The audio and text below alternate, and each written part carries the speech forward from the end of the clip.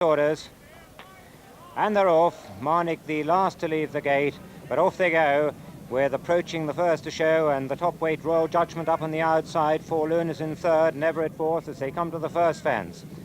And over the fence, Everett made a slight mistake there, and Royal Judgement comes out of it in the lead from his stable companion approaching on the inside. Then Fauloon and Gay Chance and Brown Chamberlain and Hallo Dandy and Everett and Intigration as they jump the second, which is the first ditch.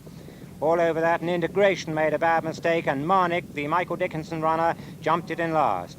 Approaching now the leader from on the inside, or as we look at it, is Brown Chamberlain. He jumps that with the Royal Judgement up on the outside. Close behind the leaders is Hallo Dandy on the wide outside. Then Fauloon and Silent Valley and Everett. Silent Valley, a spectacular anti-post gamble this morning. Marnik is the back marker as they jump the fourth, and all of them over it, with approaching the leader.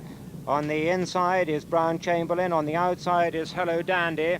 Close behind those is Gay Chance and Royal Judgement and Intigration as they come to the fifth. And again, approaching the leader over it, approaching with a brilliant jump, goes 2 lengths clear of Brown Chamberlain in second. Hallo Dandy is after that, then Royal Judgement and Gay Chance, but approaching the 1978 winner and one of Josh Gifford's 2 runners in the race, bowling along in the lead. The leader by a length and a half from Brown Chamberlain and Hallo Dandy, then Royal Judgement and Gay Chance, and Everett and Silent Valley, the horse who broke his leg 2 years ago. Intigration is behind that. The back marker is still Marnik, and Axarine is just in front of Marnik as they go in the gloom at the bottom end of the course to the cross fence, the sixth fence. Approaching from Hallo Dandy, Brown Chamberlain and Royal Judgement, then Gay Chance and Everett, then Intigration and Silent Valley, then a gap back to Fauloon, who's lost a bit of ground.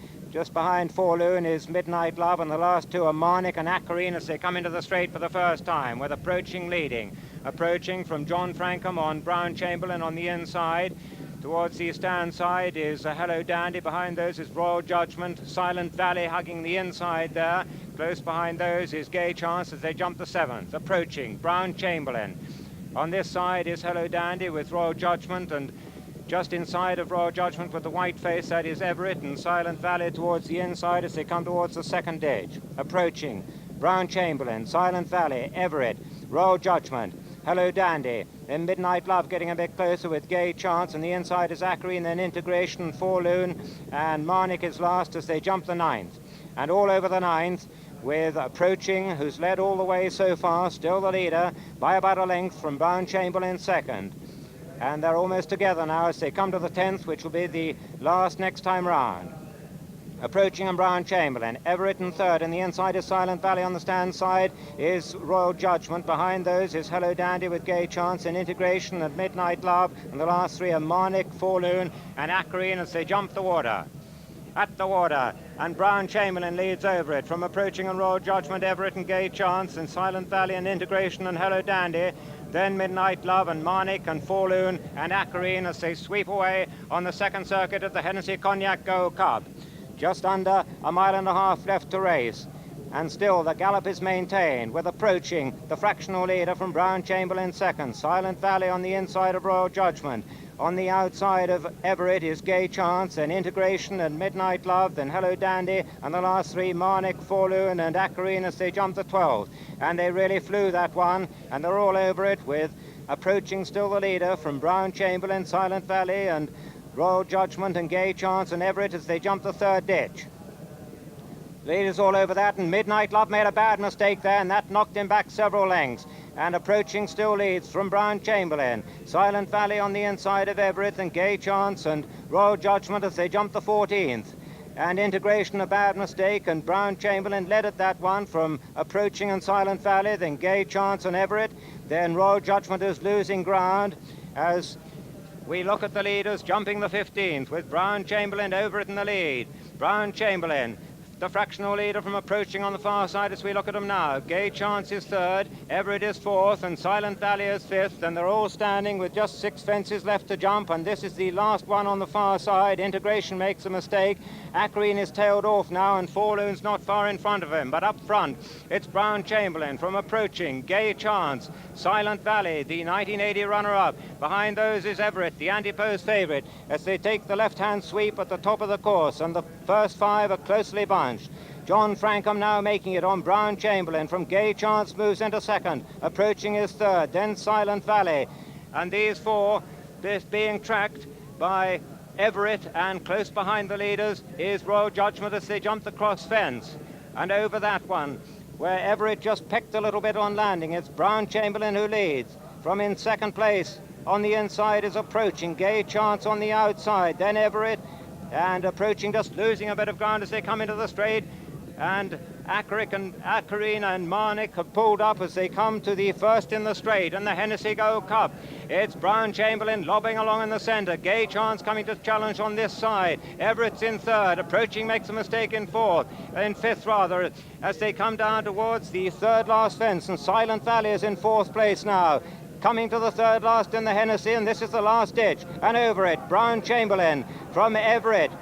On this side is Gay Chance. A slight mistake by Silent Valley, and that's knocked him out of it. And it's the gamble of the race. John Frankham and Brown Chamberlain over the second last clear, and Everett is down. Gay Chance is over in second. Silent Valley is third. Then comes approaching and Midnight Love and Royal Judgement. But John Frankham strides for the last on Brown Chamberlain. It's Brown Chamberlain pricks his ears over the last fence, clear from Gay Chance, and listen to the cheer because Fred Winter is going to win his first ever Hennessy Cognac Gold Cup. It's Brown Chamberlain storming away on the run-in. Brown Chamberlain from Gay Chance in third place. A very tight horse is Silent Valley, but it's John Frankham and Brown Chamberlain at the line, the winner of the Hennessy. Brown Chamberlain wins it. Gay Chance is second. Silent Valley is going to be third. A desperately close thing for fourth between Approaching and Midnight Love. Then a gap back to Royal Judgement, who's been pulled up, and nothing else has completed the course. The result of the 27th running of this great race, a win for number 4, Brown Chamberlain, owned by Mrs. Basil Samuel, trained by Fred Winter and ridden by John Frankham. Second, number 7, Gay Chance, owned by Mrs. M. Curtis, trained by Mercy Rymel and ridden by Sam Moorshead. And third, number 14, Silent Valley, owned by Mr. Joe Walby, trained by Ian Jordan and ridden by Peter Scudamore. Officially a photo for fourth between Midnight Love and Approaching, and it looked as if Midnight Love might have got it on the line. So at last Fred Winter wins his first ever Hennessy Gold Cup, with Brown Chamberlain recording his 7th success over the course. A victory we can review now with Richard Pittman. So as they turned for home and the race had sorted itself out, Brown Chamberlain, who'd been up there all the way, still lobbing along nicely in front. The danger's coming to him. Oh, what a good jump that is. You can see Gay Chance nearest to us in the blue colours, Everett in between them, and the weakening Silent Valley approaching behind him. But as they head up for home with 2 fences to go, Brown Chamberlain still on the bridle. Just coming to this fence now, he shortens, jumps it well. Gay Chance there, and Everett falls. I think he had every chance at that stage. We shall have to wait to see what happens in the future to weigh that up. But I'm afraid Stuart Shilston looks as if he might have hurt himself as he hit the floor.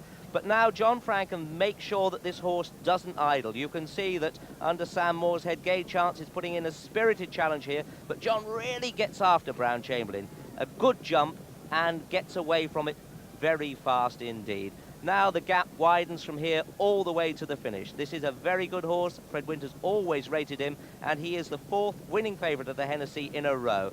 There you see John Frankham powerfully pushing him out and kicking him with his heels. There aren't all that many jockeys who use their feet as well as their hands these days. And look at the crowd on the inside. Enthusiasts here at Newbury love to go down the track on the inside and really get involved. Look, there are more people on the inside by the water jump than I should think there are in the Silver Ring. A very happy John Frankham having his first Hennessy win, as indeed Fred Winter is. He never won it as a jockey or a trainer before. Yes, and what a reception they're going to get. The local team, Frankham and Winter, and John Frankham's really discovered the way to ride this horse. Gets a pat on the back from Fred Winter. The 4th horse was number 8, Midnight Love. This horse reduced from 16 to 1 to 10 to 1 for the Gold Cup by Ladbrokes. The best price for him is with Ward Hills at 16 to 1. And he really is a Gold Cup contender now, because this horse, who lost his way last season, is back to his very best. A brilliant win in the Hennessy Gold Cup. The starting prices on which are as follows. First, number 4, Brown Chamberlain, 7 to 2 favourite. Second, number 7, Gay Chance, 11 to 1. And